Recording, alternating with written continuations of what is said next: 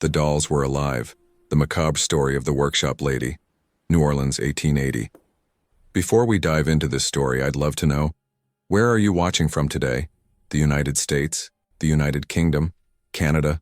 Australia? And what time is it there? Let me know in the comments below. I always enjoy reading your messages. Now let's begin. The summer of 1880 settled over New Orleans like a wet wool blanket, suffocating, inescapable, thick with the perfume of magnolias rotting in. The heat. The French Quarter sweltered under a merciless sun that turned cobblestones into griddles and made the air shimmer with waves of distortion. Carriage horses plodded listlessly down Rue Dauphine, their drivers too exhausted to crack whips, while vendors of pralines and beignets called out their wares in voices hoarse from humidity. Steamboat whistles echoed from the Mississippi River 3 blocks south, and somewhere in the distance a brass band played a funeral dirge. Always a funeral in New Orleans. Always someone dying of yellow fever, or cholera, or simple despair. But at number 347 Rue Dauphine, silence reigned absolute. The Devereaux mansion stood 3 stories tall, a decaying monument to French colonial grandeur. Wrought iron balconies sagged with the weight of wild jasmine that no one pruned anymore. Shutters remained perpetually closed despite the heat, painted green but flaking to reveal gray wood beneath. The front garden had surrendered to nature years ago.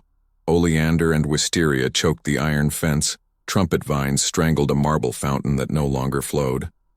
Locals crossed to the opposite side of the street when passing, making the sign of the cross, whispering to their children to walk faster and not look at the windows. They called it the House of Glass Eyes. Inside, Marguerite Devereaux worked by candlelight even at noon, preferring the warm flicker to the harsh reality of daylight. At 38, she remained handsome in a severe way. High cheekbones inherited from her French father, skin the color of café au lait from her Creole mother, hair black as pitch and wound into a tight chignon that pulled at her temples. She had worn mourning black for 2 years since Henri's death, and saw no reason to stop. Black suited her. Black matched the stains under her fingernails, porcelain paint that never quite washed away, and something darker that she told herself was just more paint. The workshop consumed the entire second floor of the mansion. Shelves lined every wall from floor to ceiling, holding hundreds of porcelain doll heads in various stages of completion. Some were mere white blanks, smooth and featureless as eggs. Others had been painted with meticulous detail. Rosy cheeks, delicate eyebrows, lips parted as if about to speak, and the eyes. Always the eyes. Glass imported from Germany, hand-blown to capture exact shades of blue, green, brown, hazel. They watched from the shelves, hundreds of gazes that followed movement, that seemed to blink when you weren't looking directly at them. Marguerite sat at her work table, a massive oak affair scarred with years of knife marks and chemical stains. Before her lay the body of a doll, exquisitely articulated, porcelain limbs connected by leather straps and brass joints that allowed movement in shoulders, elbows, wrists, hips, knees, ankles. The craftsmanship was extraordinary. The doll could sit, stand, gesture, almost dance. But it had no head yet. She reached for one of the finished heads on the shelf behind her, selected it with the care of a surgeon choosing an instrument. This one had taken 3 weeks to complete. A girl's face, perhaps 7 or 8 years old, with delicate features and an expression of profound sadness. The eyes were pale blue, like winter sky. The hair, painstakingly applied strand by strand, was genuine human hair, blonde with hints of gold, real hair from a real child. Marie Dubois had possessed such beautiful hair. Marguerite fitted the head onto the body, securing it with a brass collar mechanism that clicked into place. She stepped back to admire her work. The doll sat on the table, perfectly proportioned, dressed in a miniature version of a fashionable girl's frock, blue silk with white lace collar. It was stunning. It was disturbing. It looked too alive. "Madame," a voice from the doorway made Marguerite turn sharply. Céleste stood there, a Haitian woman of 60 with steel-gray hair wrapped in a tignon headscarf and eyes that had seen too much. She had been with the Devereaux family for 20 years, had served as nanny to Isabelle, had held Henri as he died vomiting black blood from yellow fever. She knew this house's secrets, and the knowledge was killing her slowly. Madame, there is a man here. Police. Marguerite's hands stilled. What does he want? He asking about the missing children, the Dubois girl, the O'Connor boy, the Laurent girl. Celeste's voice dropped to a whisper. Madame, please, this has to stop. 3 children. We're dying already, Marguerite interrupted coldly. I gave them immortality. I gave them purpose. Would you prefer they rotted in paupers' graves? I would prefer they lived their natural lives, however short, and went to God when He called them. Celeste made the sign of the cross. What you doing? It's not right. It's not even vaudou. Maman Laveau. God rest her, she would never. Maman Laveau taught me the ritual herself, Marguerite said quietly. Before she died last June, she said, use it only when there is no other choice. The price is your humanity. I paid that price gladly. Now send the policeman up. Celeste retreated, muttering prayers in Haitian Creole. Marguerite covered the Marie doll with a white cloth. She wasn't ready to be displayed yet, wasn't ready to join the others, and composed herself, smoothing her black dress, checking that her cameo brooch was straight at her throat, heavy footsteps ascending the stairs. A man appeared in the workshop doorway, removing his hat. Detective James Whitmore, New Orleans police, recently transferred from Boston, and still uncomfortable in the swampy heat of Louisiana. He was 34, tall and lean, with prematurely gray hair and sharp eyes that missed very little. He wore a wool suit despite the temperature, sweat darkening the fabric under his arms. Mrs. Devereaux, he said, voice carrying a Yankee accent that marked him as outsider. Thank you for seeing me. I'm investigating the disappearances of 3 children in the French Quarter over the past 2 weeks. Terrible tragedy, Marguerite said smoothly. How may I help? Whitmore pulled a small notebook from his pocket. Marie Dubois, 7 years old, disappeared July 2nd. Thomas O'Connor, 6, disappeared July 9th. Amélie Laurent, 8, disappeared July 14th. All 3 vanished after nightfall, all within 6 blocks of this address. He paused. And all 3 families had commissioned dolls from your workshop within the 6 months prior to the disappearances. I serve many families in the quarter, Marguerite replied. It's not surprising that some would have children who… Mrs. Devereaux, Whitmore interrupted gently. I'm not accusing you of anything. I'm simply noting a pattern. May I look around your workshop? She gestured graciously. Of course. Whitmore walked slowly through the room, studying the shelves of doll heads, the tables covered with tools, paintbrushes fine as single hairs, knives for sculpting porcelain clay, needles for hair application, vials of paint in every conceivable shade. The smell was distinctive. Mineral spirits, linseed oil, something sweet and cloying underneath that he couldn't identify. Formaldehyde? He'd smelled it in morgues. On the far wall, a row of completed dolls sat in miniature chairs, arranged like students in a classroom.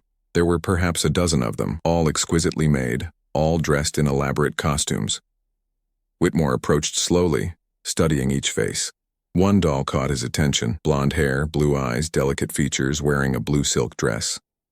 He pulled out a photograph from his pocket, one provided by the Dubois family. Marie Dubois, taken on her 7th birthday. The resemblance was uncanny, not just similar but exact. Every detail of the child's face had been captured in porcelain. Custom work, Marguerite said from behind him, making him startle. The parents provide photographs. They want dolls that resemble their children. A keepsake, you understand, something to treasure. Very lifelike, Whitmore murmured. He leaned closer to the doll. The eyes were positioned straight ahead, gazing at nothing. But as he shifted position, they seemed to follow him. A trick of the curved glass, surely. The candlelight playing on the surface. But still, he could swear the doll was watching him. He moved to the next doll, red-haired, freckled, dressed in simple brown trousers and a white shirt. Thomas O'Connor had been red-haired and freckled. Whitmore felt his pulse quicken. Mrs. Devereaux, he said carefully, these dolls, the ones that resemble the missing children. When were they completed? The Dubois doll was delivered to the family in March, the O'Connor in April, the Laurent in May. Her voice remained utterly calm. Months before the children disappeared, you can verify with the families. She was right, he already had. The families confirmed receiving the dolls, confirmed paying for them. But there was something wrong here, something his rational Boston mind couldn't quite grasp, but his instincts screamed at him to notice. These dolls, he gestured to the row, The ones sitting here. Why weren't they delivered to customers? Those are my private collection, Marguerite said. Not for sale. I make them for myself. Surely you understand that an artist keeps some of her work? Of course. Whitmore turned slowly, scanning the room once more. On the work table, he noticed the cloth-covered figure. And that one? Work in progress. Not yet ready to be seen. Something in her voice, a possessiveness, a defensiveness, made him want to pull back that cloth, but he had no warrant, no legal right to search without permission. He had only the vague discomfort of a pattern he couldn't quite see completely. "Thank you for your time, Mrs. Devereaux," he said finally. "If you hear anything about the missing children, I will contact you immediately," she finished. He descended the stairs past Celeste, who stood in the hallway wringing her hands, and out into the furnace of the New Orleans afternoon. He stood on the sidewalk for a moment, looking back at the mansion. All the shutters remained closed, but in one second-floor window he could have sworn he saw movement. A small face pressed against the glass, a hand raised as if in plea. He blinked. Nothing. Just shadows and heat distortion. Detective Whitmore walked away, but the image of those dolls stayed with him, particularly their eyes, glass surely, inanimate, undoubtedly. But he couldn't shake the feeling that they had been watching him, not seeing, but watching, with purpose, with awareness, with fear. That evening, as the sun finally surrendered to twilight and gaslight flickered to life in windows throughout the quarter, Father Antoine Mercier made his way to 347 Rue Dauphine. At 52, he was one of the few people who still visited Marguerite Devereaux regularly, out of loyalty to a childhood friendship and a desperate hope that he could save her soul before it was completely lost. They had grown up together on these streets, Antoine, the son of a baker, Marguerite, the daughter of a French merchant and his Creole mistress. They had been friends before society's rules should have separated them, before Antoine entered seminary and Marguerite was married off to Henri Devereaux for money and status. He had baptized her daughter, Isabelle. He had performed Henri's funeral, and now he came once a week to check on a woman he feared was descending into madness. Celeste admitted him silently, gesturing toward the stairs. He found Marguerite in the workshop, still working by candlelight, though full darkness had fallen outside. "Antoine," she greeted him without turning from her work. "Right on schedule. Wednesday at 8. Reliable as a clock." "Marguerite." He approached slowly, as one might approach a wounded animal. "The police were here today." "Yes. Detective Whitmore, Yankee. Doesn't understand our ways. Our ways don't include making children disappear." He stood beside her work table, saw what she was working on, inserting hair into a porcelain scalp, one strand at a time with tweezers and adhesive. The hair was brown, curly, not synthetic. "Marguerite, for the love of God, tell me you haven't—" "3 children were dying," she said flatly, still working. "Marie Dubois had tuberculosis. Another winter would have killed her. Thomas O'Connor's father beat him regularly. I saw the bruises when his mother brought him for a fitting. Amélie Laurent was wasting from malnutrition. Parents too poor to feed her properly. I gave them better fates." "Better?" Antoine's voice cracked. "You call this better? I call it eternal." She finally looked at him, and her eyes were completely calm, completely certain. "They will never age, never sicken, never die. They will be beautiful forever, and they serve a purpose. They keep Isabelle company." Antoine felt ice in his veins despite the heat. "Isabelle has been dead 2 years." "Isabelle lives." Marguerite gestured to the row of dolls. "She is right there. 3rd from the left. Brown curly hair, yellow dress, my daughter. She moves at night, Antoine. She writes me messages. She is conscious, aware, alive, just in a different form." "Marguerite, listen to yourself." "I know how I sound," she interrupted. "Mad, delusional, grief-stricken. But I also know what I know. Maman Laveau showed me how. The transference of Thibon Ange, the little good soul. It requires precise timing, specific circumstances. The child must be at the threshold of death, conscious, but unable to resist. The doll must be prepared, consecrated, made ready to receive. And then, at the moment of death, you guide the soul from the dying flesh into the porcelain vessel." She smiled, and it was the saddest thing Antoine had ever seen. "It worked, Antoine. My daughter lives. And now she has friends. She's not alone in eternity. You took these children from their families, Antoine said, struggling to keep his voice steady. You hastened their deaths. You trapped their souls. Marguerite, this is not salvation. This is damnation. For them and for you. Then I am damned gladly, she returned to her work. Now if you'll excuse me, I have an apprentice arriving tomorrow, a young girl named Sophie Beaumont. Orphaned, alone, no family. I'm going to teach her the craft. Antoine felt his blood freeze. An apprentice. Yes, isn't that generous of me? The community thinks so. Father Gerard praised my charity just this Sunday at Mass. Marguerite. Good night, Antoine. Her voice turned cold. You may see yourself out. He stood there for a long moment, looking at his childhood friend, seeing a stranger. Then he turned and descended the stairs past Celeste, who waited in the hallway with tears streaming down her weathered face. Father, she whispered, you have to stop her. The girl who coming tomorrow, Madame isn't training her. She's preparing her, making her sick slowly with tea. In 2 weeks, 3, when the girl is at the edge of death, Madame will do the ritual again. Another doll. Another soul trapped. Can you prove this? Antoine asked desperately. I can show you the altar in the attic, the symbols drawn in blood, the diary where she writes everything. Celeste grabbed his arm. But more than that, Father, I can show you the truth. Come back tonight. 2:30 in the morning. Watch the house. You see something that make you believe. Antoine wanted to dismiss this as superstition, as heat-induced hysteria, but he had known Celeste for 20 years. She was the most practical, level-headed woman he'd ever met. If she said come back at 2:30, there was a reason. I'll be here, he promised. He left the mansion and stood in the street, looking up at the shuttered windows. Somewhere inside he knew a woman he had loved as a sister was committing atrocities in the name of love, and he had no idea how to stop her. At 2:37 in the morning, Antoine Mercier and Detective James Whitmore, who Celeste had also summoned, stood together in the shadows across from 347 Rue Dauphine. The street was empty, gaslight casting pools of yellow in the darkness, cicadas shrilling in the heavy air.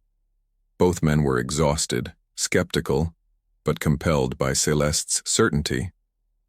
This is madness, Whitmore muttered. Grown men hiding in shadows watching for... What exactly are we watching for? I don't know, Antoine admitted. But Celeste has never lied to me. If she says we'll see something, he stopped. The front door of the mansion was opening. 5 figures emerged into the gaslight.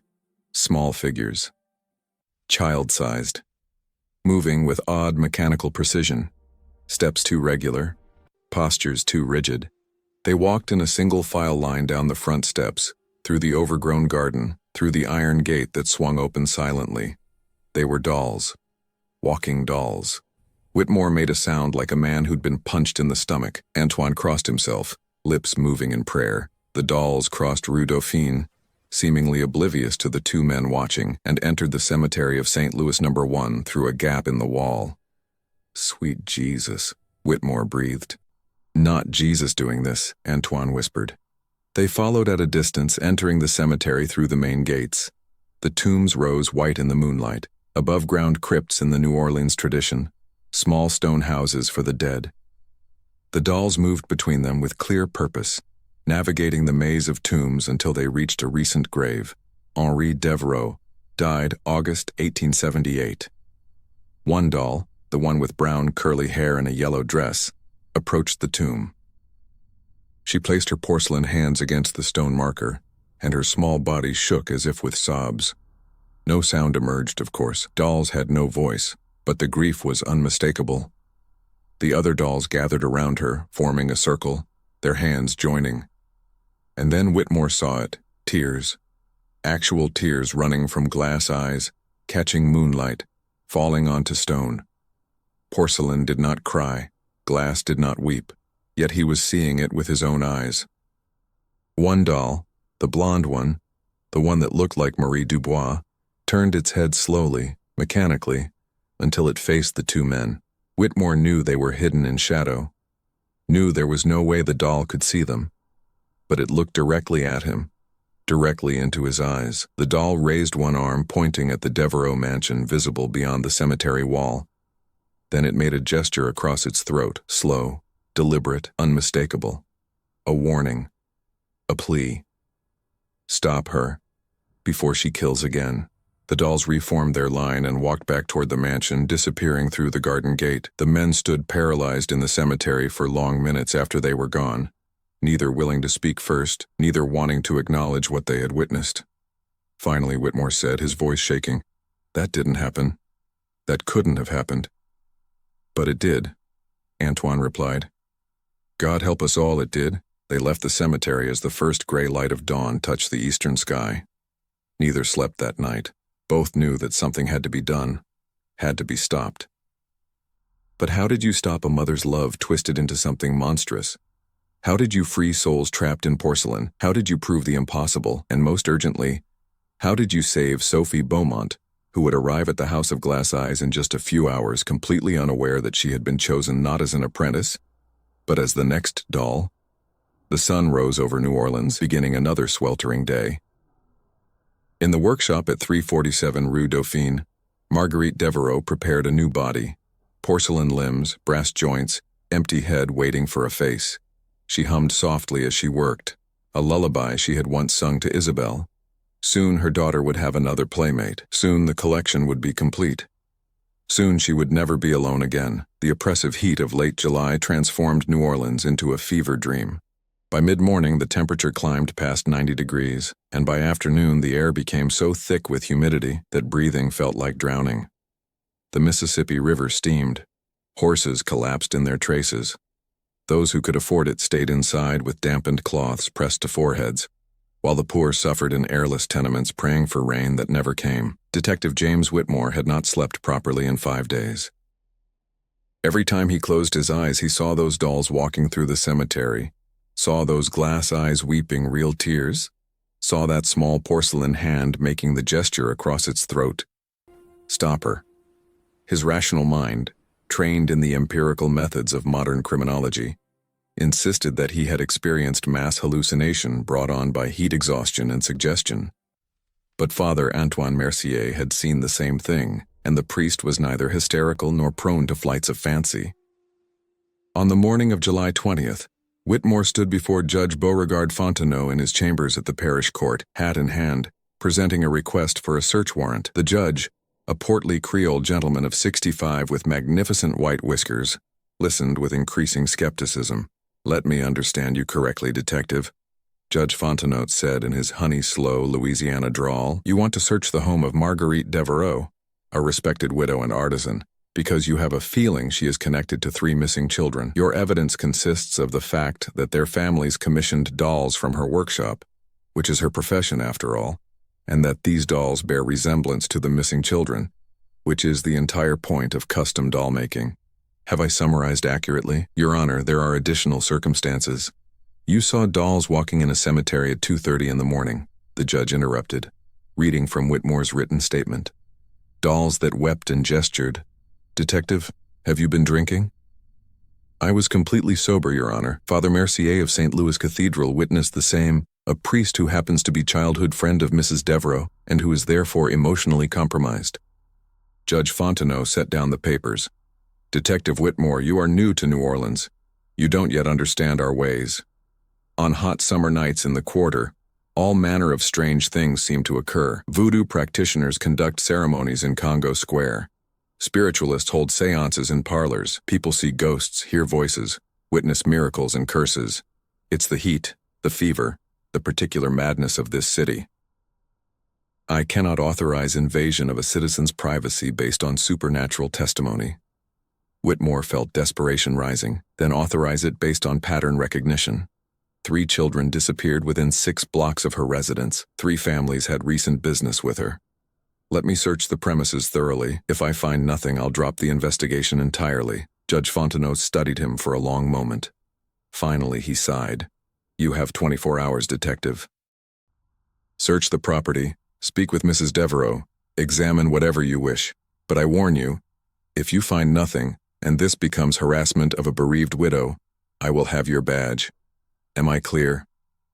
"Perfectly clear, Your Honor." The warrant was signed and sealed by noon. Whitmore collected Father Mercier and 2 uniformed officers, young men who didn't ask questions, and arrived at 347 Rue Dauphine at 2 o'clock in the afternoon, when the heat was most punishing and the quarter most somnolent. Celeste answered the door, her face flooding with relief when she saw the official papers. "She's in the workshop," the housekeeper whispered. "But Father, you need to see the attic first, before she knows you're searching. I'll keep her occupied." While the uniformed officers waited in the entrance hall and Celeste engaged Marguerite in conversation on the 2nd floor, Whitmore and Mercier climbed the narrow servants' stairs to the 3rd floor. The attic was accessed through a door that had been locked but which Celeste had opened earlier that morning. They ascended into suffocating darkness. Whitmore struck a match, found an oil lamp, raised the wick. Warm light flooded the attic space, and both men recoiled. The room had been converted into a ritual chamber. Symbols were painted directly on the wooden floorboards, geometric patterns, spirals, crosses with additional arms, signs that neither man recognized, but which radiated wrongness. In the center of the largest symbol sat an altar, a low table draped with red cloth upon which rested a human skull decorated with cowrie shells, candles burned down to stubs, bowls containing dried blood, chicken bones arranged in patterns, and a doll. A porcelain doll dressed in white, positioned upright, its eyes seeming to watch the doorway.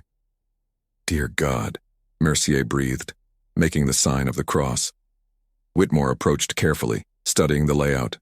He had investigated occult-related crimes in Boston, spiritualist frauds mostly, and one memorable case of a man who claimed demons told him to murder his business partner. But this felt different. This felt deliberate, researched, powerful.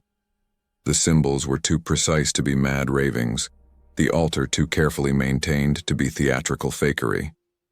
On a shelf against the wall, he found a leather-bound journal.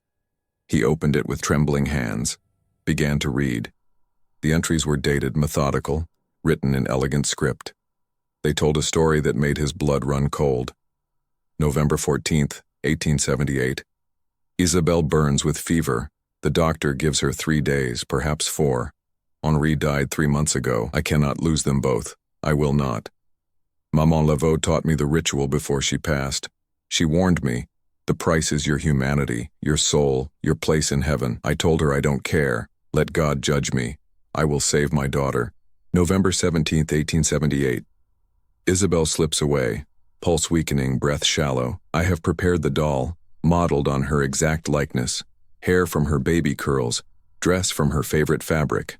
At 3:47 this morning, as her heart gave its final beats, I performed the transference. I sang the words Maman Laveau taught me in Creole.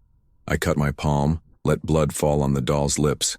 I felt something, like wind, like light, flow from my dying child into the porcelain. And then, she was gone. My Isabelle's body lay still, empty, dead, but the doll opened its eyes. November 20th, 1878. I was not mad. I was not dreaming. Isabelle lives in the porcelain. At night when I wind the music box, she moves, slowly, carefully, as if learning her new body. She cannot speak. The vocal apparatus doesn't exist, but she writes. Chalk on slate. Mama. Cold. Scared. My heart breaks. My daughter is conscious, aware, trapped in a body that cannot feel warmth, cannot taste food, cannot grow. What have I done? December 1878. June 1880. A series of entries chronicled Marguerite's deteriorating mental state. Isabelle doll trying repeatedly to destroy herself. Messages written in increasingly desperate scrawls. Let me go. Please, Mama. It hurts being nothing. Marguerite's rationalization. She had saved her daughter from death, given her eternity, done what any loving mother would do. But the entries revealed cracks in the certainty, moments of horror at what she'd created. July 2nd, 1880. Isabelle is going mad in her porcelain prison. She needs companionship. I cannot undo the transference. Once the soul is bound, it cannot be released except through fire, and I cannot bear to destroy her. So instead, I will give her friends. Marie Dubois is dying of consumption. The family doesn't know yet, but I see it. The pale skin, the persistent cough, the way she tires so easily. Another month, 2 at most. I will offer mercy. I will offer eternity. The entries detailed the entire process. Marguerite befriending the Dubois family, visiting frequently, bringing Marie sweets laced with small amounts of opium and belladonna, not enough to kill, but enough to weaken further. When Marie became bedridden, Marguerite volunteered to sit with her, to help the exhausted parents. And in the early morning of July 2nd, when the child hovered at death's threshold, Marguerite performed the ritual. The parents woke to find their daughter dead in bed, peacefully, naturally.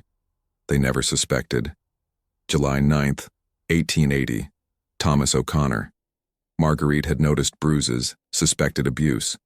She justified the taking. She was saving him from a brutal father. The method was the same, poisoning disguised as illness, late-night vigil, the ritual at the moment of death. July 14th, 1880, Amélie Laurent. Starving slowly in a family too poor to feed properly. Marguerite saw herself as savior, liberator, giver of eternal life. That the eternal life was a prison didn't seem to register anymore in her writings. Whitmore read to the final entry, dated July 19th. 5 is the sacred number, 5 points to the star, 5 souls to complete the circle. Isabel will have 4 friends, and together they will never be alone. Tomorrow Sophie Beaumont arrives, an orphan, unwanted, unloved. In 3 weeks, when she is sufficiently weakened, she will join the others. My collection will be complete, my daughter will be happy, and I will have redeemed my failure to save them all by saving these few. Whitmore closed the journal, hands shaking with rage and horror. She's completely insane. No, Mercier said quietly. He had been examining the altar, the symbols, the ritual implements. That's what makes this worse. She's perfectly sane, methodical, rational in her madness. She genuinely believes she's acting out of love, out of mercy. To her, trapping these children's souls is salvation. Can it be real? Whitmore demanded. Can a soul actually be transferred to a doll? Mercier was silent for a long moment.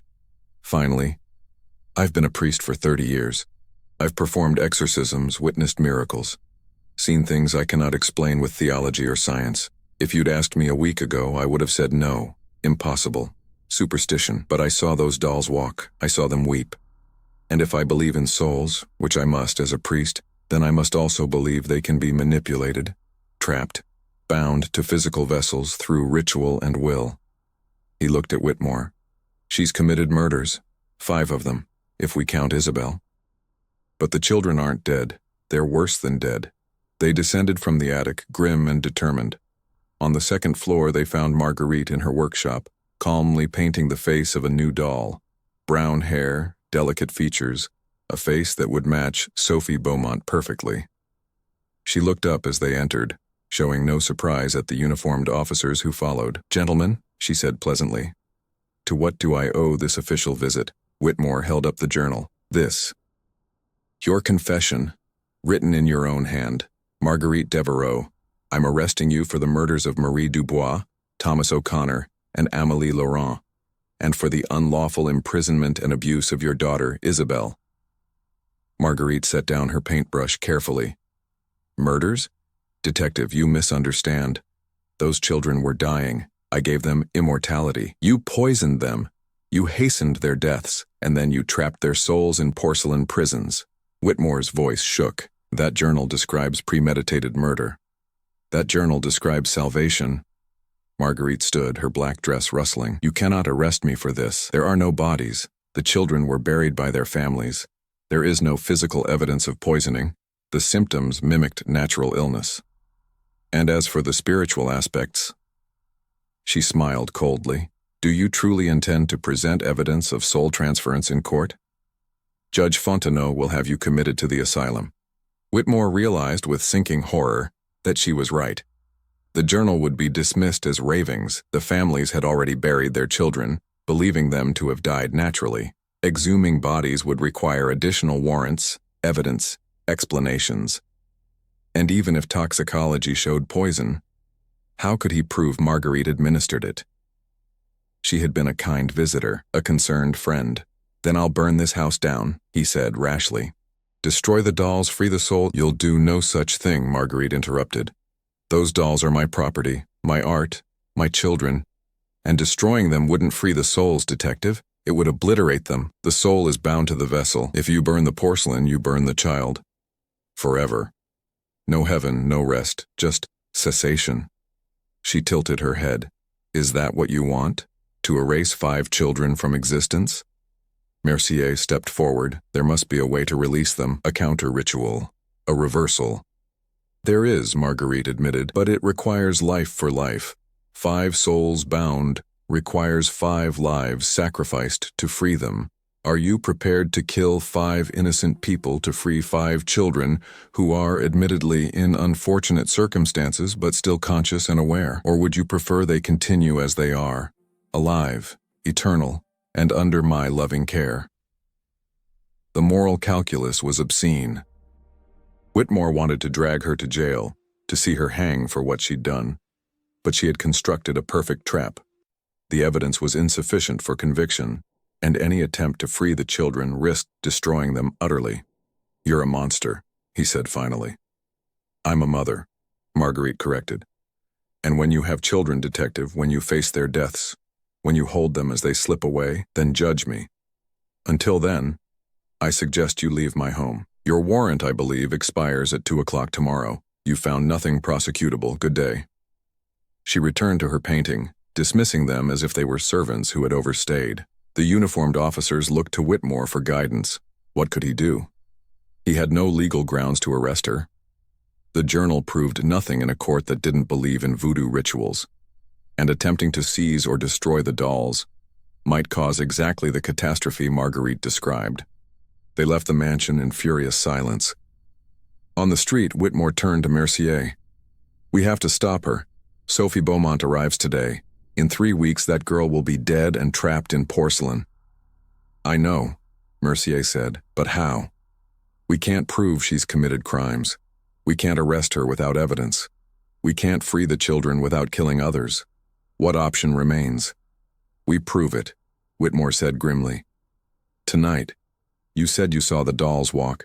I saw it too, but my rational mind dismissed it. We go back tonight, we document it, we bring witnesses who will testify. If we can prove the dolls are truly animated, truly contain consciousness, then we can build a case around that. Habeas corpus. Show the bodies. Except the bodies are porcelain. That's insane. Everything about this is insane, but it's all we have.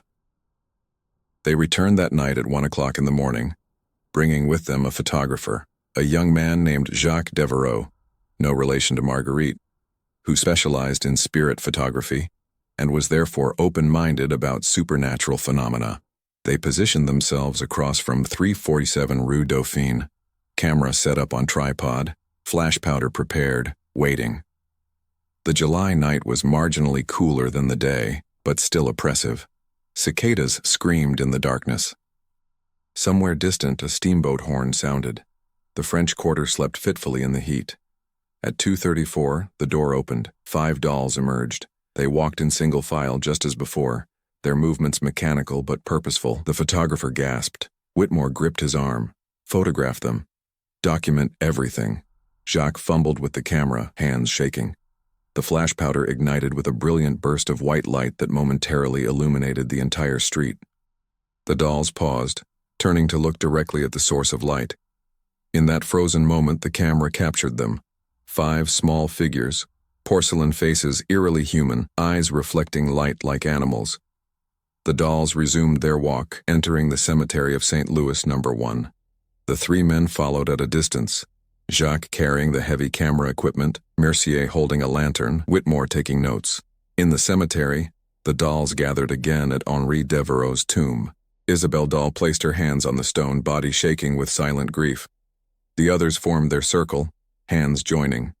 And then tears, actual liquid tears, ran from glass eyes, catching lantern light, falling onto stone. Jacques photographed it all, flash powder illuminating the scene in bursts of light and shadow. 12 exposures. 12 pieces of evidence that something impossible was occurring. When the dolls finally noticed they were being observed, Isabelle Doll separated from the group. She approached Whitmore slowly, deliberately. He forced himself to stand still as she came within 3 feet. Her painted face tilted upward, eyes meeting his. She raised one porcelain hand, pointing at him. Then she placed that hand over where her heart would be, if she had one. The gesture was unmistakable. "You have a heart. Please use it. Help us." Then she pointed back toward the mansion, made the throat-cutting gesture again, and mimed a rocking motion, cradling a baby. "Stop her. She's preparing another one." Whitmore knelt down to the doll's level.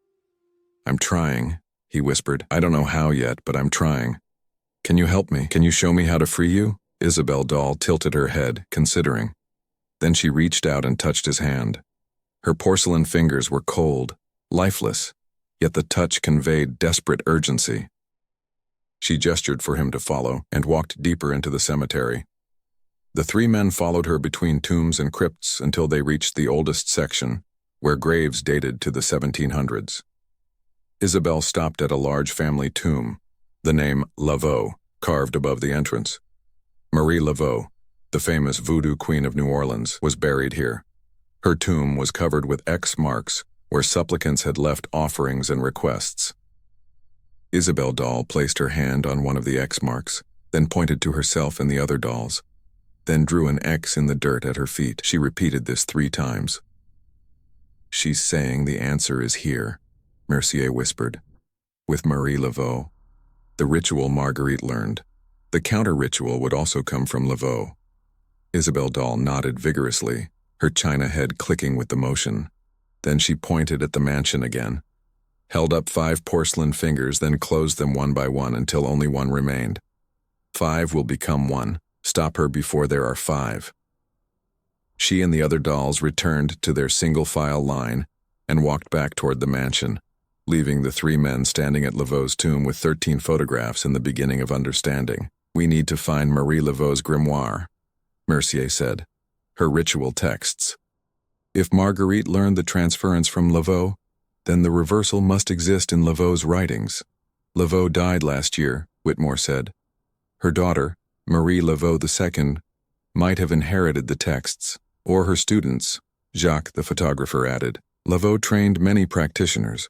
Someone in the quarter will know." They spent the following days in desperate research.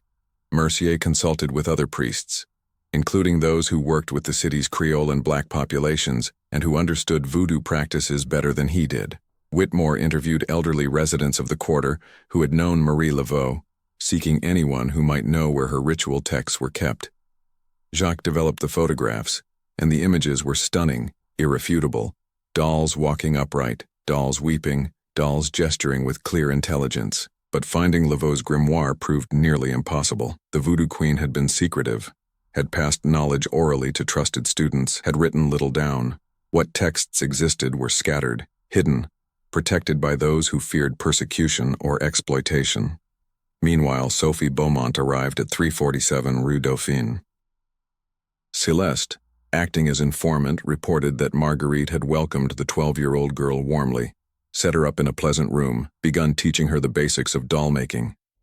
But every evening, Marguerite prepared special tea for Sophie, tea that Celeste knew contained opium and belladonna in carefully measured doses, not enough to kill, but enough to gradually weaken, to make the girl progressively more listless and ill.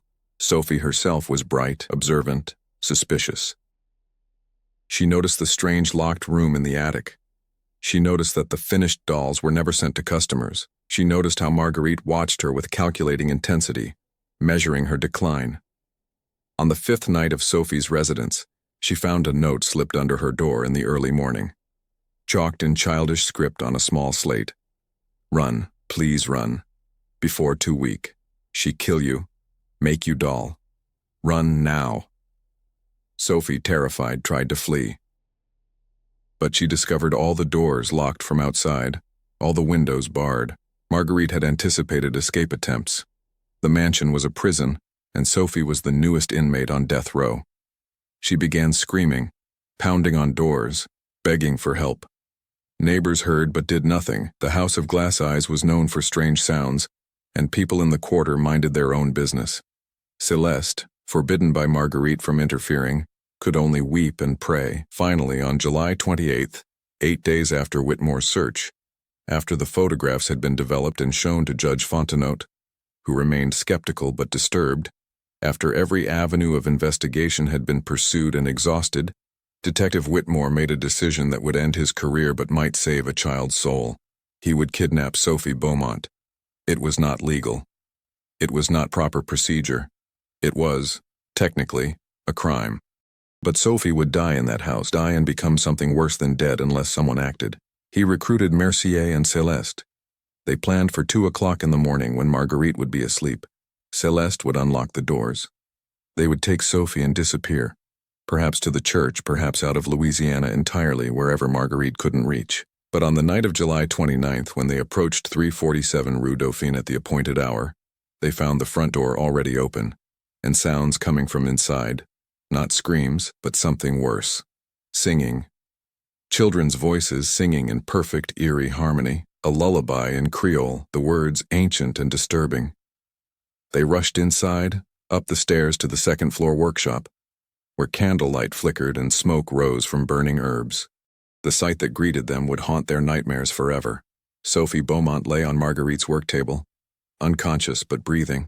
Around her, the 5 dolls stood in a circle, holding hands, their mouths moving soundlessly in the rhythm of the song they had no physical ability to produce. Marguerite stood at Sophie's head, knife in hand, prepared to cut the girl's throat. Not to kill, but to spill enough blood to activate the ritual.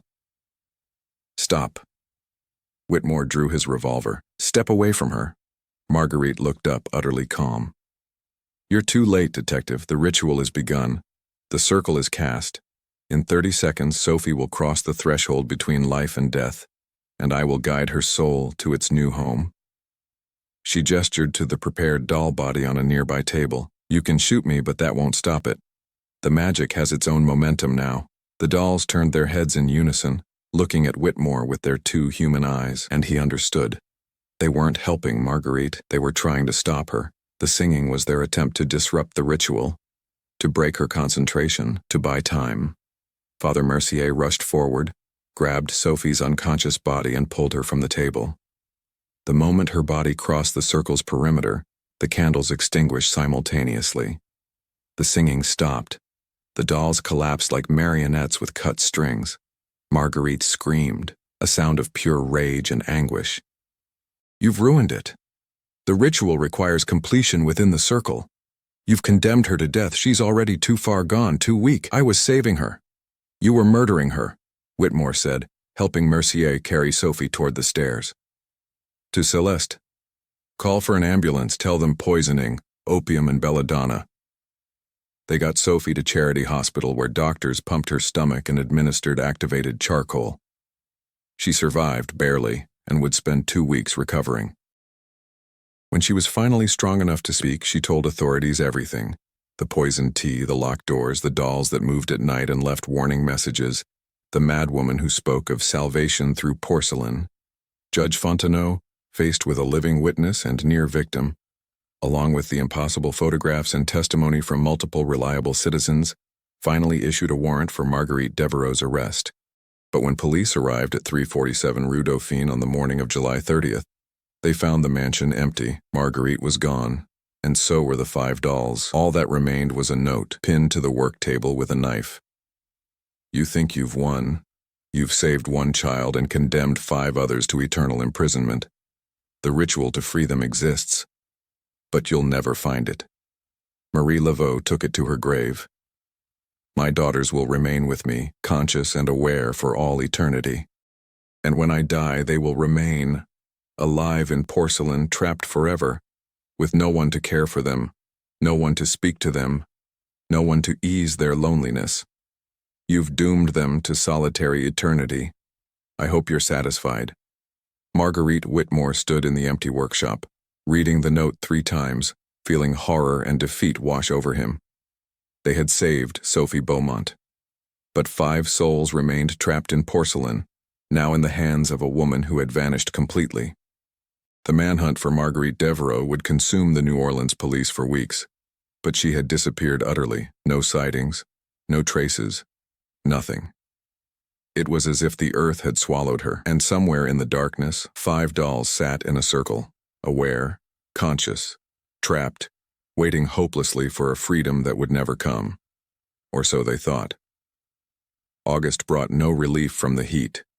If anything, the summer intensified, as if God himself had decided to punish New Orleans for its sins. The Mississippi ran low and brown, exposing mud banks that stank of decay. Yellow fever outbreaks flared in the poorest districts. The wealthy fled to their plantations upriver, leaving the quarter to swelter under a sun that seemed personal in its malice. Detective James Whitmore barely noticed the heat. He worked 18-hour days, pursuing every lead, following every rumor, searching for a woman who had vanished as completely as smoke. Marguerite Devereaux had disappeared on the night of July 29th, taking with her 5 porcelain dolls that contained the trapped souls of children. The enormity of that statement, the sheer impossibility of it, would have broken a lesser man's sanity. But Whitmore had seen those dolls walk. He had seen them weep. He had photographed them. The evidence existed, impossible and irrefutable. Judge Fontenot, confronted with Sophie Beaumont's testimony, the photographs and sworn statements from Father Mercier, Celeste, and Jacques the photographer, had reluctantly issued a warrant for Marguerite's arrest on charges of attempted murder, kidnapping, and, after much legal contortion, unlawful imprisonment. That last charge was meant to cover the souls trapped in dolls, though no lawyer could quite explain how to prosecute such a crime if Marguerite were caught. But catching her proved impossible. On the morning of August 1st, Whitmore stood in the now empty workshop at 347 Rue Dauphine, studying the space for the 20th time, searching for any clue he might have missed. Sunlight filtered through the shutters and dusty beams, illuminating the shelves that had once held hundreds of doll heads. Marguerite had taken nothing except the 5 animated dolls and the clothes on her back. Everything else remained. Tools, paint, blank porcelain, half-finished bodies. It was as if she had simply evaporated. She had this planned, Father Mercier said from the doorway. He looked haggard, having spent the past 2 days and nights in prayer and research. This wasn't spontaneous flight. She had an escape route prepared. Where? Whitmore demanded, frustration making his voice sharp. I've had men watching the train stations, the docks, the stagecoach terminals. Every hotel and boarding house has been checked.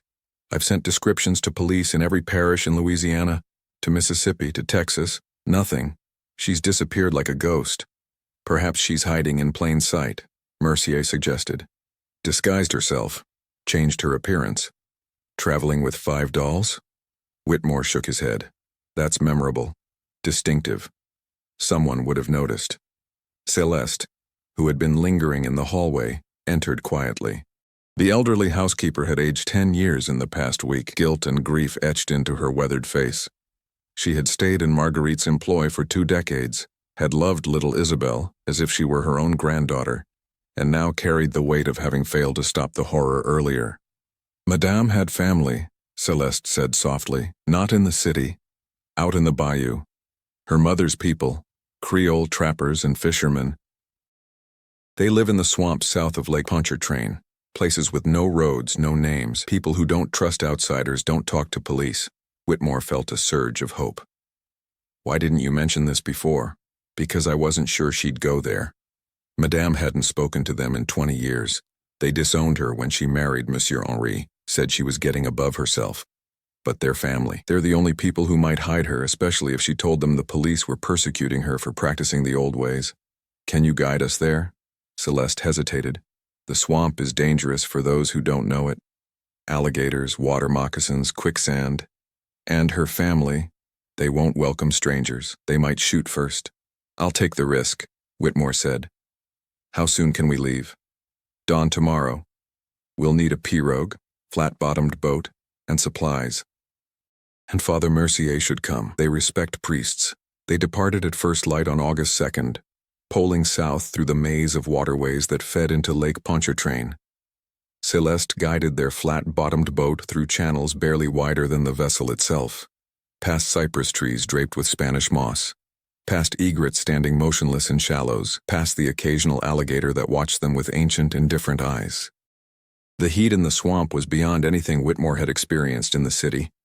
The air was thick as soup, buzzing with mosquitoes, smelling of mud and vegetation and decay. By mid-morning, all three of them were drenched in sweat, slapping at insects, squinting against the glare of sun on water. "How much farther?" Whitmore asked, trying not to sound as miserable as he felt. "Another hour," Celeste replied. "Maybe 2. The settlement moves. They build houses on platforms that float, relocate when fishing gets poor or when outsiders get too close. They found the settlement just before noon, a cluster of ramshackle structures built on cypress log platforms, connected by plank walkways, floating in a wide, still bayou, perhaps 15 buildings total, houses, a smokehouse, a communal cooking area. Pirogues were tied to posts. Fishing nets hung drying in the sun. Children played on the walkways, their laughter carrying across the water. As Whitmore, Mercier, and Celeste approached, the laughter stopped. Adults emerged from buildings, men holding rifles, women gathering children behind them. These were Creole swamp people, mixed French, Spanish, African, and native ancestry, sun-darkened and wary, dressed in simple homespun clothing, watching the strangers with expressions that held no welcome. An old man, perhaps 70, lean as a heron with a face like carved driftwood, stepped forward on the main platform. He called out in Creole French, his voice carrying across the water. "Who comes?" Celeste answered in the same language. "Celeste Duval, who served the Devereaux family. I bring a priest and a lawman. We seek Marguerite Devereaux, daughter of Marie-Claire Broussard." "Marie-Claire's daughter is dead to us," the old man replied. 20 years gone. We don't speak of her." "She's here," Celeste said. "Or she's been here. We need to speak with her. It's a matter of life and death, children's lives." The old man was silent for a long moment. Then, "Come ashore." But the lawman leaves his gun in the boat. Whitmore hesitated, then unbuckled his gun belt and laid it in the bottom of the pirogue. They pulled to the platform, tied up, climbed onto the weathered planks. Up close, Whitmore could see that these people lived simply but not poorly. They had food, shelter, children who looked healthy despite the harsh environment, but there was a clannishness, a deep distrust of outsiders that radiated from every face. The old man introduced himself as Auguste Broussard, Marguerite's uncle. He led them to a larger structure, the communal hall, where they could talk in shade. Inside, sitting on a bench against the far wall, was Marguerite Devereaux. She looked different than when Whitmore had last seen her. Her elegant black dress had been replaced with a simple cotton shift.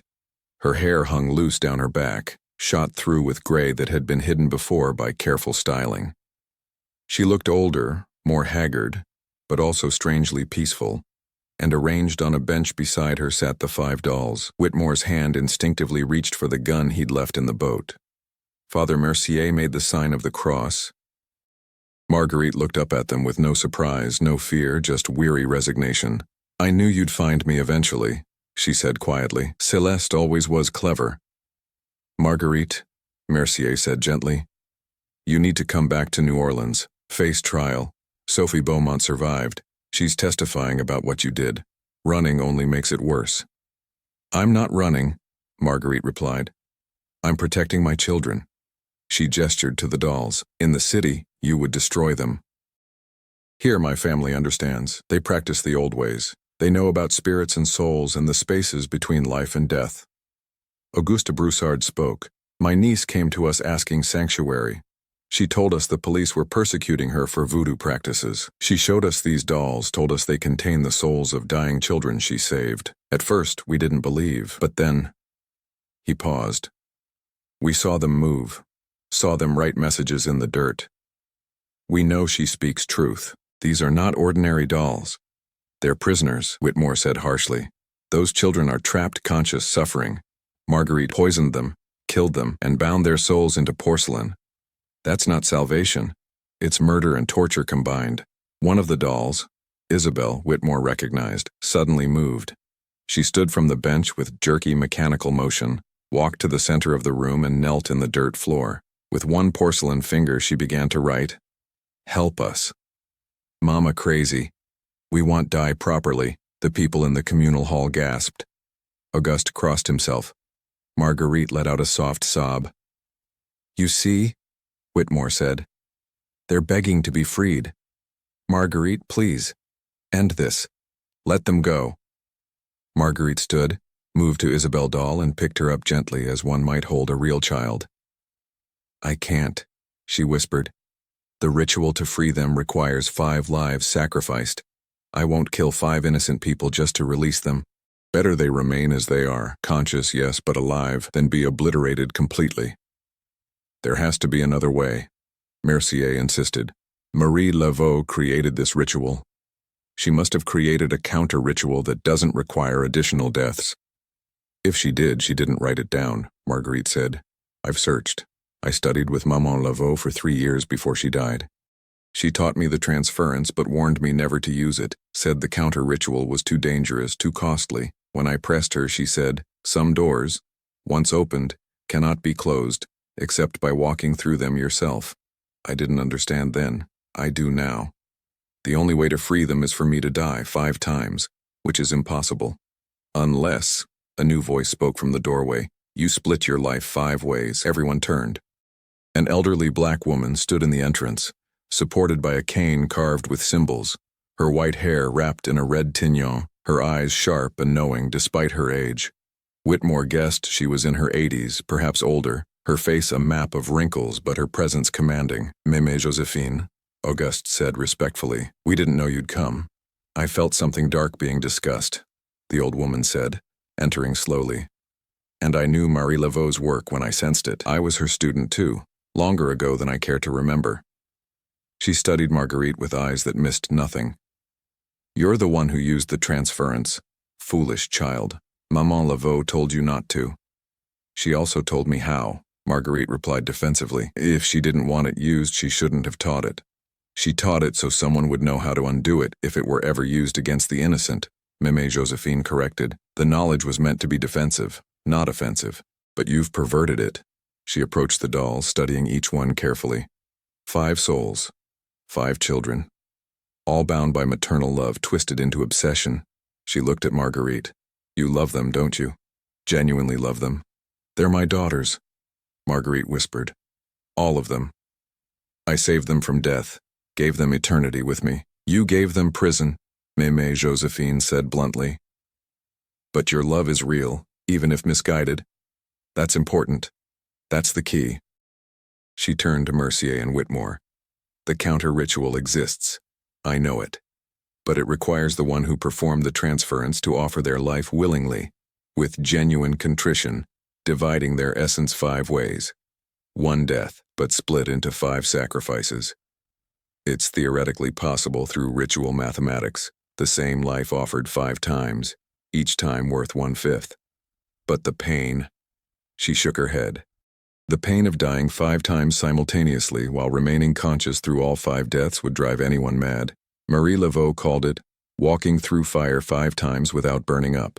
Most people would break before completion, and then all would be lost. The souls would remain trapped forever and the sacrificer would die having accomplished nothing. I'll do it, Marguerite said immediately. Tell me the ritual, I'll free them. Will you? Mémé Joséphine's gaze was piercing. Or will you fail at the last moment, when the pain becomes unbearable, when your survival instinct screams at you to stop? This isn't romantic martyrdom, child. This is choosing to experience the worst agony imaginable 5 times over, while remaining conscious and committed. Most people can't do it. Marguerite looked at the 5 dolls. At Isabel, Marie, Thomas, Amélie, and the 5th whose name she had never learned, because the child had been dying of scarlet fever and unconscious when Marguerite performed the transference. 5 souls she had trapped in porcelain prisons. I'll do it, she repeated. Because I love them. And love means letting go. Whitmore interrupted. Wait. If she dies in this ritual, she escapes earthly justice. Sophie Beaumont deserves to see her attacker prosecuted. The families of the dead children deserve justice. They deserve their children freed. Marguerite shot back. Which is more important, your earthly justice or their eternal liberation? It was an impossible choice, and Whitmore knew it. Let Marguerite die in the ritual and justice would be forever denied. But prevent the ritual, and 5 souls would remain trapped. He looked at Father Mercier for guidance. The priest was silent for a long moment, then said quietly, God's justice supersedes man's. If those children can be freed, we must allow it. Even if it means Marguerite escapes earthly punishment, her soul will answer to a higher court than ours. Whitmore wanted to argue, but he knew Mercier was right. This was bigger than police procedure, bigger than the law. 5 children's eternal souls hung in the balance. Fine, he said, do the ritual. Free them. But Marguerite, if you survive this somehow, I will arrest you. That's a promise. If I survive, Marguerite said, I'll turn myself in willingly. But I won't survive. This ritual is death. I accepted that the moment I decided to do it. Meme Josephine nodded. Then we begin preparations. The ritual must be performed at the threshold time. 3:47 in the morning, the hour when Isabel died, the hour when the veil between life and death is thinnest. We have, she consulted the position of the sun, 15 hours to prepare. Everyone here will help. This is sacred work. The swamp community transformed into a ritual space. Meme Josephine directed the preparations with the authority of someone who had performed hundreds of ceremonies over a long lifetime. A ceremonial circle was drawn on a cleared platform using brick dust, mixed with graveyard dirt and salt. 5 candles were positioned at 5 points. Offerings were prepared: rum, tobacco, flowers, coins. The 5 dolls were placed in the center of the circle, arranged in a star pattern. Marguerite spent the hours in prayer and fasting. Father Mercier heard her confession, a recitation of crimes that lasted 2 hours and left him shaken and weeping. Celeste sat with her, holding her hand, forgiving her for the horrors that had unfolded under her watch. Whitmore documented everything, taking notes, observing, trying to maintain his detective's objectivity even as he watched the impossible unfold before him. He spoke with Auguste Broussard, learned about Marguerite's childhood in these swamps, her mother Marie-Claire, who had been a healer and midwife, her father Jean-Paul Devereaux, who had taken her away to the city when she was 16, promising a better life. The family had been angry at the abandonment, had cut ties, but blood was blood, and when Marguerite returned desperate and haunted, they had given her sanctuary. As night fell, the community gathered. Word had spread through the interconnected swamp settlements, and people arrived by pirogue, other Creole families, other practitioners of the old ways, people who understood that something significant was happening. By midnight, perhaps 60 people crowded onto platforms and boats around the ceremonial space, bearing witness. At 3 o'clock in the morning, Meme Josephine called for silence. Marguerite stepped into the ceremonial circle, dressed in white, barefoot, her hair unbound. She looked small and fragile in the candlelight, nothing like the imperious widow who had reigned over her workshop of horrors. The dolls sat motionless in their star pattern, but Whitmore could have sworn their eyes followed Marguerite as she took her place at the center. Meme Josephine began to chant in Creole, the words ancient and powerful, a language older than French or Spanish, reaching back to Africa and beyond. The assembled crowd joined in, a chorus of voices that seemed to make the very air vibrate. Whitmore felt the hair on his arms stand up, felt reality thin around them. Marguerite began her own chant, responding to Meme Josephine, calling out the names of the 5 children: Isabelle Devereaux, Marie Dubois, Thomas O'Connor, Amélie Laurent. And you whose name I never learned, I name you Grace, for the grace you never received from me. She drew a knife, not to cut her throat, but to make 5 cuts on her left palm, 1 for each child. Blood dripped onto the dirt, forming a pattern. The candles flared impossibly bright. I offer my life, Marguerite said, voice strong despite the tears streaming down her face. Once for Isabelle, once for Marie, once for Thomas, once for Amélie, once for Grace. 5 offerings from 1 life, freely given, with love and contrition.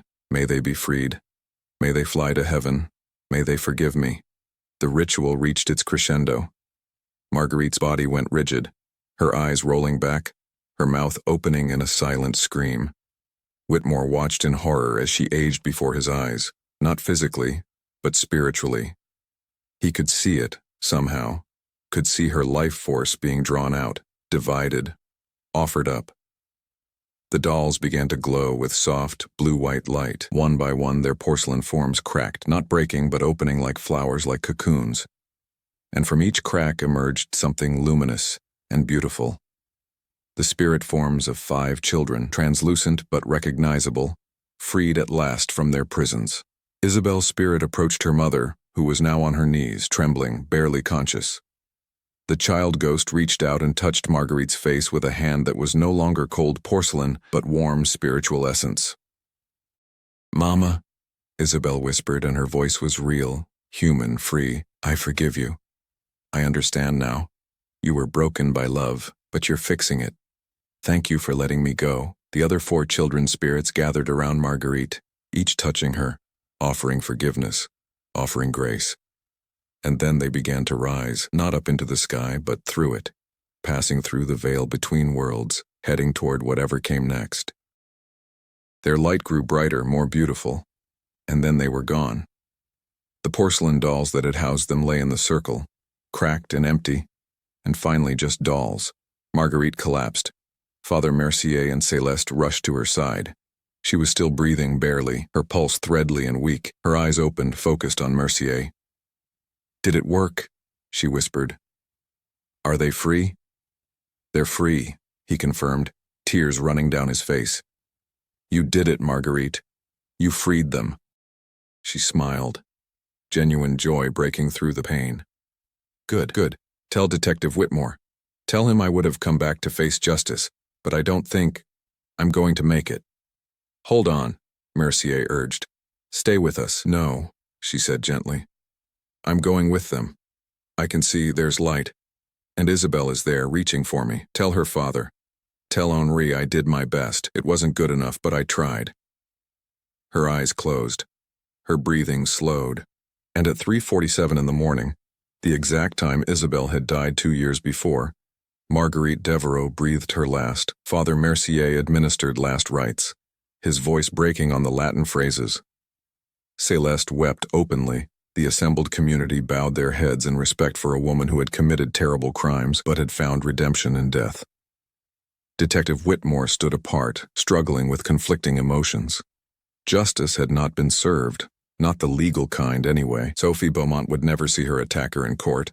The families of the dead children would never see Marguerite hang, but 5 souls had been freed from torment, and a broken woman had died in an act of sacrificial love. Was that justice? Mercy? Both? Neither? He didn't know. He only knew that he had witnessed something impossible and profound, and that nothing in his police training had prepared him for the moral calculus of this night. They buried Marguerite in the swamp, in an unmarked grave where her mother's people had buried their own for generations. Father Mercier said prayers. The 5 cracked dolls were buried with her, no longer vessels of trapped souls, just porcelain and cloth and human hair returned to the earth. Detective Whitmore returned to New Orleans with a report that satisfied no one. The official record stated that Marguerite Devereaux had died while fleeing arrest, that the missing children's remains had not been recovered, that the case was closed due to the death of the primary suspect.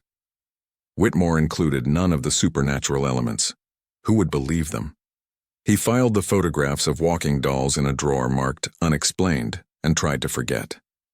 But he never could.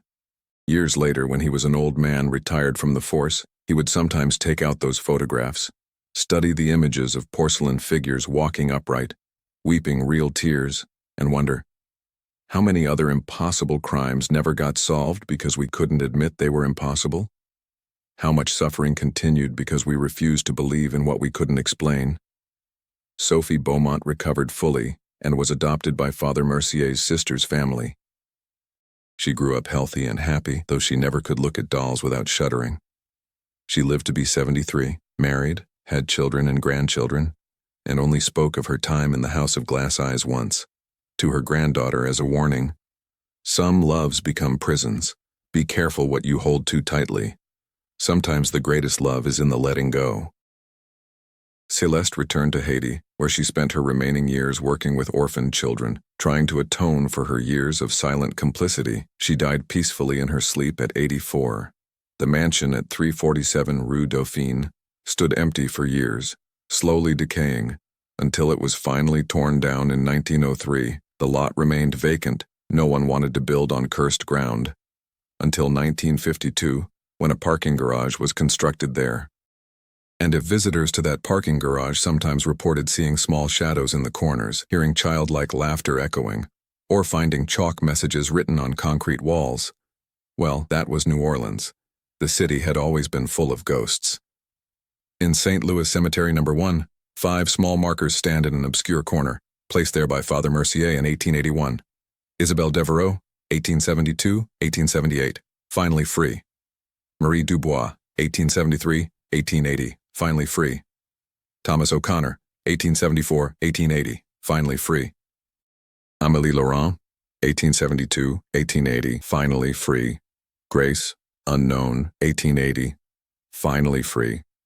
And in the New Orleans Historic Voodoo Museum, in a locked back room accessible only to researchers, the Jacques Devereaux photographs are preserved. 13 images of walking dolls, weeping porcelain spirits made visible. The museum director will show them to you if you ask nicely and sign a waiver acknowledging that what you're about to see may disturb you. Most people look skeptical, expecting clever hoaxes or trick photography. But occasionally someone looks and sees what Detective Whitmore saw, what Father Mercier saw, what 60 swamp dwellers witnessed that night in August 1880.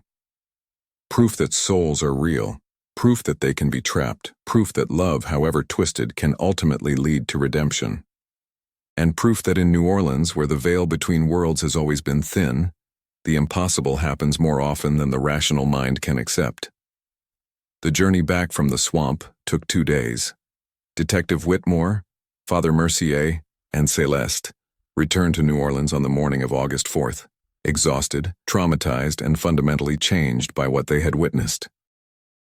They had seen souls freed, had watched a woman die in an act of sacrificial redemption, had participated in magic that defied every law of nature and reason. But the city they returned to knew nothing of miracles or redemption. It knew only that 3 children had disappeared, a 4th had nearly died, and the primary suspect had escaped justice. The newspapers were merciless. Headlines screamed, "Police incompetence lets child killer escape," and "Voodoo widow vanishes." Authorities baffled. Public outrage mounted. The families of Marie Dubois, Thomas O'Connor, and Amélie Laurent demanded answers, demanded justice, demanded someone to blame. Sophie Beaumont had recovered enough to give her full testimony. At 12 years old, sitting in Judge Fontenot's chambers with a court stenographer recording every word, she described her 2 weeks in the House of Glass Eyes with chilling precision. The poisoned tea that made her progressively weaker, the locked doors and barred windows, the dolls that moved at night and left warning messages, Marguerite's calm discussions of salvation through porcelain and eternal life in beautiful forms. She wasn't crazy, Sophie said, her voice steady despite the horror of her memories. That's what made it so frightening. She truly believed she was saving us. She looked at me the way my mother used to look at me before she died, with love. Terrible, suffocating love that would rather see me dead and preserved than alive and free. The testimony was damning. Combined with the physical evidence, the attic altar, the journal, the photographs of walking dolls, it painted a picture of systematic child murder driven by maternal obsession. Judge Fontenot issued a warrant for Marguerite's arrest on 5 counts of first-degree murder, 4 counts of kidnapping, and 1 count of attempted murder. But Marguerite Devereaux was dead, buried in an unmarked grave in a bayou, no map recorded. And that truth could not be revealed without explaining the impossible ritual, the soul transference, the liberation of spirits from porcelain prisons. Who would believe it? The photographs showed walking dolls, yes, but skeptics could dismiss them as hoaxes, tricks of light, fraudulent spirit photography of the type that was currently fashionable among spiritualists. Detective Whitmore found himself in an impossible position. He could tell the truth and be dismissed as insane, lose his badge, possibly be committed to an asylum. Or he could lie, claim that Marguerite had died accidentally while fleeing arrest, that her body had been lost in the swamp, case closed. He chose a middle path. On August 7th, he submitted his official report. Subject Marguerite Devereaux was tracked to a Creole settlement in the bayou south of Lake Pontchartrain. When confronted, subject admitted to administering poisonous substances to the victims with intent to cause their deaths. Subject expressed delusional beliefs about saving the children through occult rituals. Before arrest could be effected, subject collapsed and died, believed to be from self-administered poison. Body was buried by local community according to their customs before it could be retrieved for autopsy. Physical evidence at subject's residence confirms crimes. Recommend case be closed as cleared by death of offender. It was close enough to the truth to satisfy his conscience, vague enough to avoid the supernatural elements. Judge Fontenot accepted the report reluctantly. The newspapers proclaimed victory. The voodoo widow was dead. The children could rest in peace. Justice had been served, even if imperfectly. But the families weren't satisfied. They wanted bodies. They wanted graves to visit. They wanted their children returned, even if only as bones. And that was the problem that haunted Whitmore as August dragged on. The official story was that Marie, Thomas, and Amelie had died of natural causes, illness, accidents, and been buried in family plots. Their graves existed with small headstones and regular visitors, but those graves were empty. The children's actual bodies had been cremated by Marguerite immediately after the soul transferences, their ashes scattered in the Mississippi River, erasing all physical evidence of murder. Only Isabelle Devereaux had a real grave. Her body had been buried conventionally in 1878, before her mother's obsession spiraled into systematic child murder. The other children existed now only as memories, as photographs, as empty graves that marked lives cut short. On August 15th, Whitmore received an unexpected visitor at the police station. A young woman, perhaps 25, well-dressed in mourning black, introduced herself as Lisette Broussard, Marguerite's cousin, daughter of Auguste Broussard, the man who had led the swamp settlement where Marguerite had fled. "Detective," Lisette said quietly, "I come with a message from my father and from Mémé Josephine. They believe you should know. The ritual didn't work completely." Whitmore felt ice flood his veins. "What do you mean?" "We saw the spirits rise. We saw them freed." "4 were freed," Lisette corrected. "Isabelle, Marie, Thomas, and Amélie. Their souls ascended. We all witnessed it. But Grace..." She paused. "The 5th child, the one Marguerite never learned the name of, the one she called Grace. That soul didn't ascend. When the porcelain cracked open, nothing emerged. The doll is still occupied. That's impossible. Marguerite died. She offered her life 5 ways. She offered it with full knowledge of 4 children," Lisette interrupted. "Their names, their faces, their circumstances. But Grace was unconscious when Marguerite performed the transference. They never met, never spoke, never connected. The offering wasn't personal enough. Mémé Josephine says that without genuine relationship between captor and captive, the liberation ritual fails. Grace is still trapped." Whitmore stood abruptly. "Where is the doll now?" "My father kept it. He didn't know what else to do, but Detective..." Lisette's face showed deep concern. "The doll is changing. Grace is angry, furious. She was promised freedom, watched her fellow prisoners escape, and then was left behind. She's been trapped for a year, longer than any of the others, and now she knows what she's missing. The doll has been acting out, breaking things, scratching messages into wood, trying to hurt people. A doll can't hurt people. A doll animated by a vengeful, traumatized spirit can," Lisette said flatly. "Mémé Josephine tried to contain her, but Grace is getting stronger, angrier. Detective, she needs to be freed, and there's only one way to do it now that Marguerite is dead." "How?" "Someone else must offer their life. Someone who cares enough about a nameless, forgotten child to die for her. Someone who feels responsible for her continued imprisonment." Lisette looked at him meaningfully. "Someone like you who helped capture Marguerite but failed to ensure all 5 souls were freed." Whitmore felt the weight of moral obligation settle on his shoulders like a physical burden. "I'm not dying for a child I never met." "Then Grace remains in porcelain forever, conscious, aware, alone, and increasingly mad. Is that acceptable to you?" "It wasn't. Of course it wasn't. But neither was suicide by ritual. Whitmore was a detective, not a martyr. He had a job, a life, a future. He couldn't throw it all away except he could. He'd already thrown away his sanity by acknowledging that souls could be trapped in dolls. He'd thrown away his credibility by submitting a report that barely avoided mentioning magic and rituals. What was left to sacrifice except his life? And wasn't that what honor demanded? He had been complicit in the liberation ritual that freed 4, but left 1 behind. He bore responsibility for Grace's continued suffering. "I need to think about this," he said finally. "Don't think too long," Lisette warned. Every day Grace spends trapped makes her less human, more vengeful spirit. Eventually she'll be so corrupted by rage that even freedom won't help her. She'll be a demon, not a child. You have perhaps a month before that transformation is complete. She left him with an address, a house in the Garden District where she was staying, and instructions to contact her when he decided.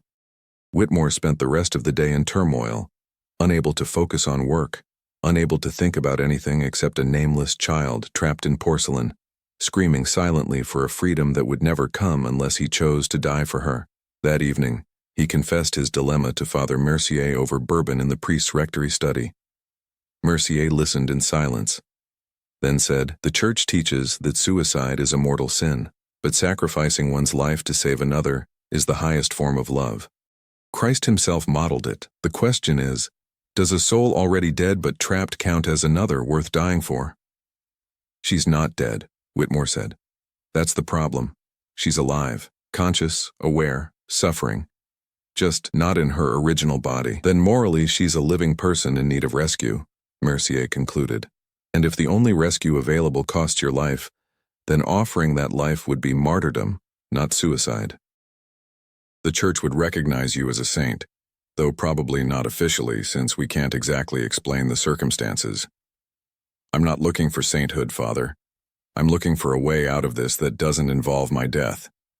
There isn't one. Not if you genuinely believe Grace is alive and suffering. You'll spend the rest of your life knowing you had the power to free her and chose not to. That's a different kind of death. A slow corruption of the soul through guilt and cowardice." Whitmore wanted to argue but couldn't. Mercier was right. He'd witnessed too much, understood too much to pretend ignorance now. Grace was alive, she was suffering, and he could end that suffering at the cost of his own life. But he wasn't ready to die. 3 days later, everything changed. On August 18th, a fire broke out in the Garden District mansion where Lisette Broussard was staying. The blaze started inexplicably in an upstairs bedroom at 3 o'clock in the morning, spreading rapidly through the old timber structure. Neighbors reported seeing a small figure in the window, laughing moments before the flames consumed that section of the house. Firefighters arrived too late. The mansion burned to the ground. 3 people died: Lisette Broussard, her elderly aunt who owned the property, and a housemaid. The bodies were burned beyond recognition. But in the ashes, investigators found something impossible: a porcelain doll, completely intact, not even smoke damaged, lying in the center of what had been Lisette's bedroom. The doll had been positioned deliberately, arms spread wide, face tilted upward, mouth open as if laughing or screaming, and scratched into the floor beneath where the doll lay, visible in the charred wood, a message: "I want out." Detective Whitmore arrived at the scene at dawn, summoned by a colleague who knew of his interest in the Devereaux case. He stood in the smoking ruins, staring at the intact doll, feeling horror and fury rise in equal measure. Grace had started the fire. A soul trapped in porcelain, driven mad by imprisonment, had somehow manifested enough power to ignite flames, and 3 innocent people had died because of it. This wasn't a philosophical dilemma anymore. This was an active threat. Grace wasn't just suffering, she was dangerous. Whitmore picked up the doll carefully. It was cold despite the surrounding heat, its porcelain skin flawless, its glass eyes reflecting his face back at him.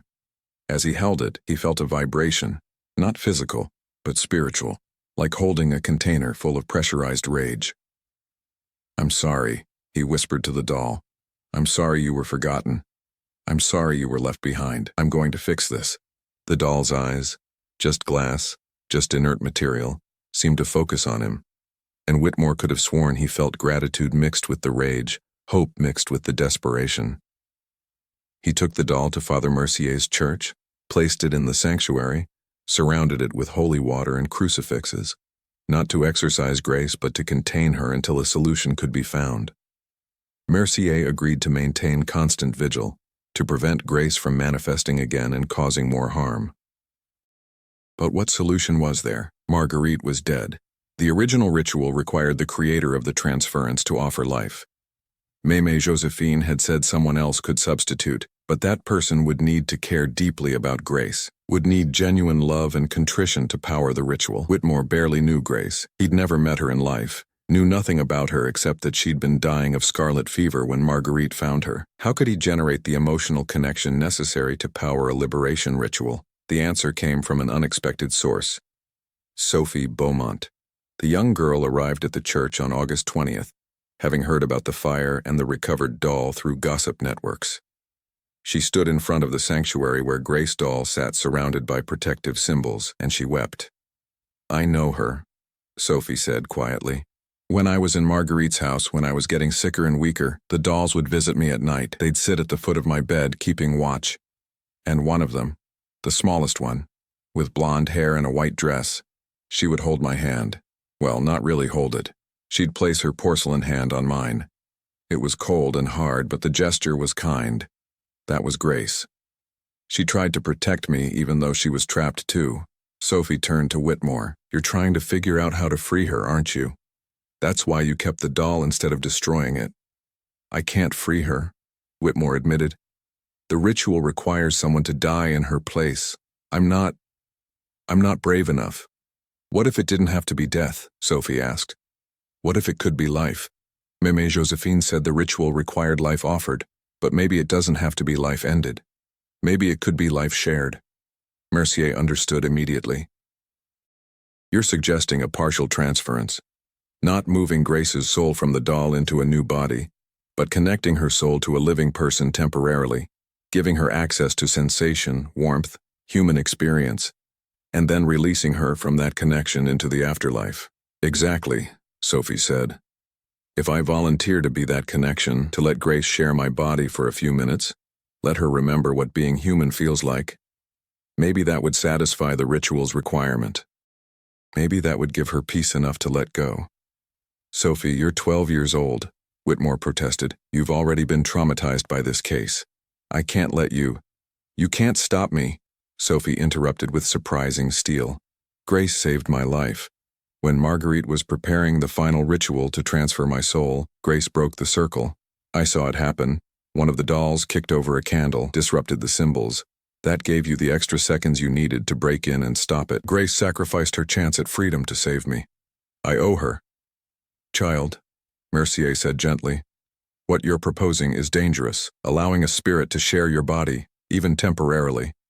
There's no guarantee you'll maintain control. Grace is traumatized, angry, potentially corrupted.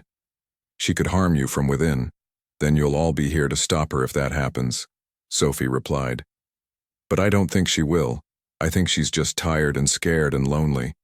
I think she just wants to feel warm one more time before she goes."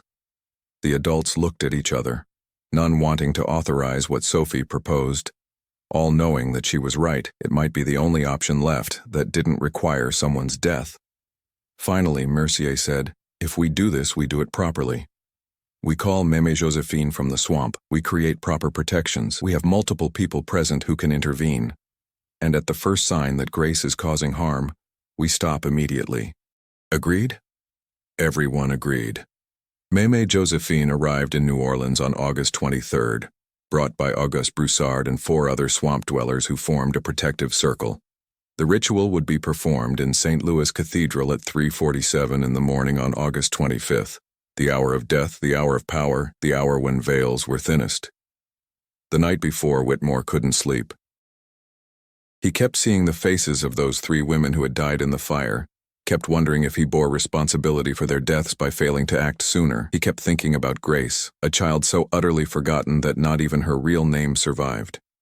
She had died alone, been trapped alone, and might pass into eternity still alone if this ritual failed. At midnight, unable to rest, he went to the cathedral.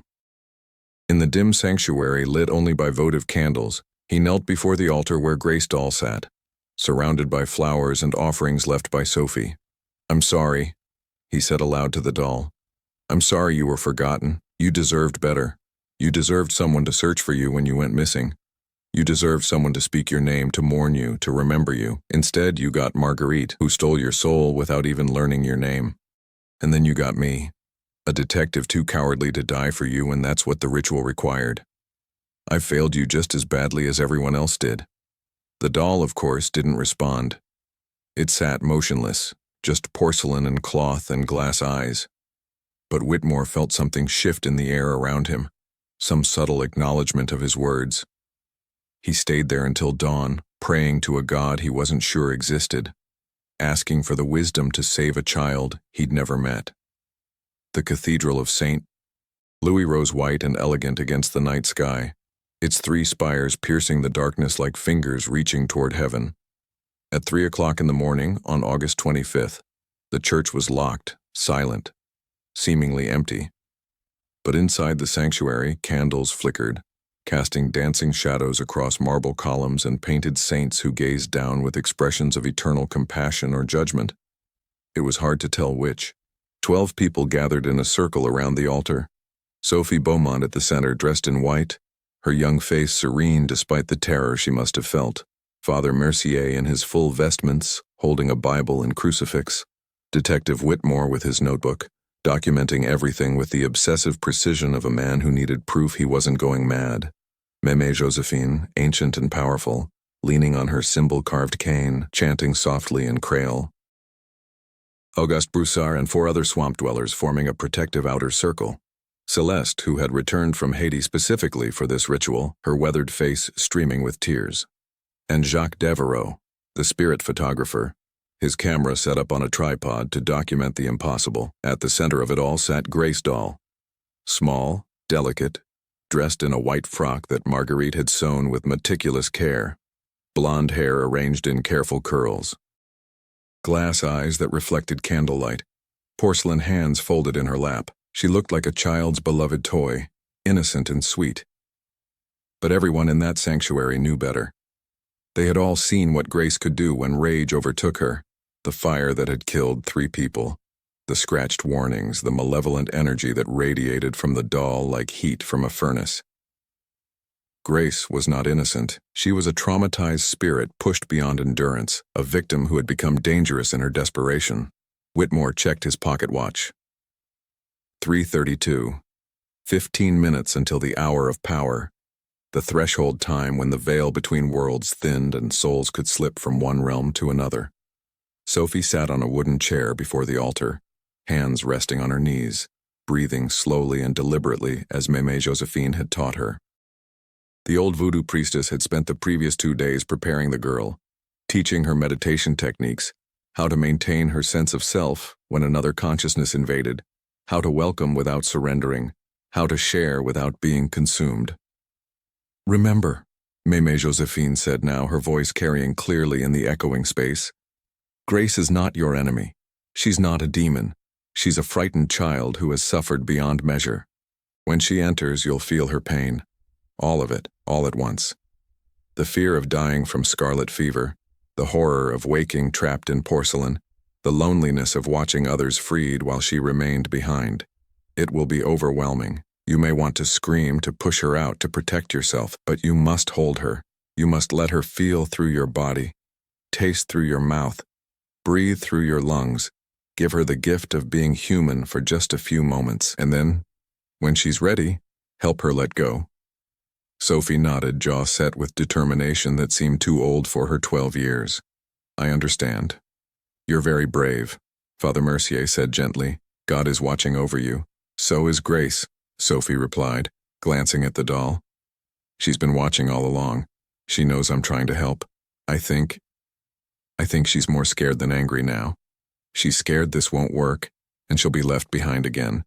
Whitmore found his throat tightening with unexpected emotion. How had this become his life? How had a rational Boston detective ended up in a New Orleans cathedral at 3 in the morning, preparing to witness a child voluntarily host the spirit of another child trapped in porcelain? Nothing in his training had prepared him for this. Nothing in his worldview had allowed for this. Yet here he was, believing it completely, participating in it, hoping desperately that it would work. 3:42, 5 minutes.